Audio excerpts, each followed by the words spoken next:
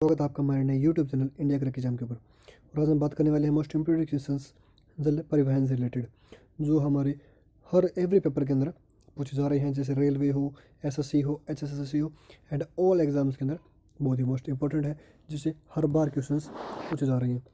और आज हम बात करने वाले हैं जल परिवहन की, यानी कि जो केंद्रीय अंतर्देशीय जलमार्ग प्राधिकरण की स्थापना 1987 ईस्वी के अंदर की गई, यानी कि जो अंतर्देशीय आंतरिक जलमार्ग की स्थापना और उसका जो प्राधिकरण, यानी कि उसको एक बोर्ड चाहिए बनाने के लिए जिसको कोई नियंत्रण करता हो, उसकी स्थापना हुई 1987 के अंदर। इसका मुख्यालय है कोलकाता के अंदर और इसे है वो दो भागों में बांटा गया था अंतर्देशीय जलमार्ग को, एक आंतरिक जलमार्ग और दूसरा है सामुद्रिक जलमार्ग। आंतरिक जलमार्ग। आंतरिक जलमार्ग क्या होता है? पहला आंतरिक जलमार्ग था हल्दिया से इलाहाबाद तक 22 अक्टूबर 1986 ईस्वी को राष्ट्रीय जलमार्ग संख्या 1 घोषित किया गया आंतरिक जलमार्ग को। और जो आंतरिक जलमार्ग है ना, यह नदियों से, नालों से और झीलों से जो भी जिससे हम व्यापार करते हैं उसको आंतरिक जलमार्ग कहते हैं।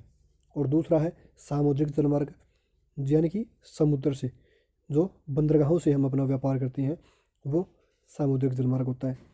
देश की मुख्य भूमि की 5600 किलोमीटर लंबी तटरेखा के ऊपर 13 बड़ी और 185 छोटे व मंझोले बंदरगाह स्थित है। राष्ट्रीय जलमार्ग। जो आंतरिक जलमार्ग है उनको हम राष्ट्रीय जलमार्ग भी कहते हैं। वो कौन कौन से हैं? वो हमारे मेन तो है 6। इसका पहला है NW1। NW1 है वो हल्दिया से इलाहाबाद के बीच में है और इसकी लंबाई है 1620 किलोमीटर। और ये सबसे पहला राष्ट्रीय जलमार्ग या आंतरिक जलमार्ग का भाग है और इसे 1986 के अंदर अक्टूबर यानी 22 अक्टूबर को शुरू किया गया था। हमारा दूसरा है सादिया से धुबरी तक, सादिया से धुबरी पट्टी तक, और इसकी लंबाई है 891 किलोमीटर। तीसरा है कोल्लम से कोट्टापुरम और इसकी लंबाई है 205 किलोमीटर। हमारा चौथा है काकीनाड से मरकानम। कहाँ से है? काकीनाड से मरकानम तक और इसकी लंबाई है 1095 किलोमीटर।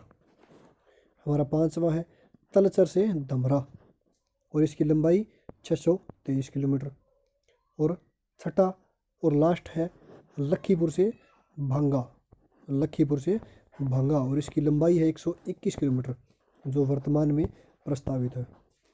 भारत में 111 राष्ट्रीय जलमार्ग है, जिनमें से प्रमुख बड़े बंदरगाह 111 राष्ट्रीय जलमार्ग है, जिनमें से ये 6 मेन थे। और हम बात करते हैं प्रमुख बड़े बंदरगाह की, जो 13 बड़े बंदरगाह हैं और 185 छोटे और मंझोले बंदरगाह हैं। और ये कितनी लंबाई तटीय क्षेत्र के ऊपर है? ये 5600 किलोमीटर तटीय रेखा के ऊपर 13 बड़े बंदरगाह बनाए हुए हैं। इनमें से पहला है कोलकाता, ये पश्चिमी बंगाल के अंदर स्थित है और हुगली नदी में है, हुगली नदी के ऊपर अवस्थित है। दूसरा है मुंबई जो महाराष्ट्र के अंदर है और ये अरब सागर में स्थित है। तीसरा है चेन्नई जो तमिलनाडु के अंदर स्थित है और ये बंगाल की खाड़ी में स्थित है। चौथा है कोच्चि, यानी कि केरल के अंदर, कोच्चि है वो केरल के अंदर है और अरब सागर में स्थित है। पांचवा है विशाखापट्टनम, ये आंध्र प्रदेश में अवस्थित है और बंगाल की खाड़ी के ऊपर स्थित है। छठा है पारादीप जो उड़ीसा के अंदर है। पारादीप कहाँ है? उड़ीसा के अंदर और बंगाल की खाड़ी में है। तूतीकोरन तमिलनाडु के अंदर जो बंगाल की खाड़ी में है। फिर है 8वां मार्मागोवा। मार्मागोवा कहाँ है? गोवा के अंदर और अरब सागर में स्थित है। 9वां है कांडला, ये गुजरात के अंदर है और ये अरब सागर में स्थित है। 10वां है न्यू मंगलुरु, ये कर्नाटक में है और अरब सागर के अंदर है। और 11वां है नहावा सेवा जो महाराष्ट्र के अंदर है। नहावा सेवा का दूसरा नाम क्या है? जेल नेहरू बंदरगाह और ये अरब सागर में स्थित है। 12वां है एन्नौर, ये तमिलनाडु के अंदर और बंगाल की खाड़ी में। 13वां है पोर्ट ब्लेयर, ये अंडमान के अंदर और बंगाल की खाड़ी में स्थित है। और हम बात करने वाले हैं कुछ मोस्ट इम्पोर्टेंट बंदरगाह की, जैसे कोलकाता। जो कोलकाता है वो एक नदीय प्रकार का बंदरगाह है यानी एक नदी से होता हुआ बंदरगाह है और ये बहुत बड़े बंदरगाह के रूप में भी स्थापित है। और दूसरा बात कर लेते हैं हम मुंबई, यानी मुंबई जो महाराष्ट्र के अंदर है और अरब सागर के अंदर है। ये देश का सबसे बड़ा बंदरगाह है और बड़े बंदरगाह के ऊपर नियंत्रण कौन करती है? केंद्र सरकार। जबकि छोटे और मझोलों के ऊपर समवर्ती सूची में शामिल किया गया है और जिसके ऊपर राज्य सरकार प्रबंधन करती है। और हमारा नेक्स्ट है चेन्नई। चेन्नई में मोस्ट इम्पोर्टेंट क्या है कि ये तमिलनाडु के अंदर है और बंगाल की खाड़ी के अंदर है। और चेन्नई है वो एक कृत्रिम बंदरगाह है और भारत का सबसे प्राचीन बंदरगाह है। और उसके बाद विशाखापत्तनम जो आंध्र प्रदेश के अंदर है और बंगाल की खाड़ी के अंदर है। और विशाखापत्तनम वो एक सर्वश्रेष्ठ प्राकृतिक बंदरगाह है जो खुद से निर्मित हुआ है। और नेक्स्ट गुजरात। जो गुजरात के अंदर स्थित जो कांडला बंदरगाह है ना, वो एक जवारीय बंदरगाह है।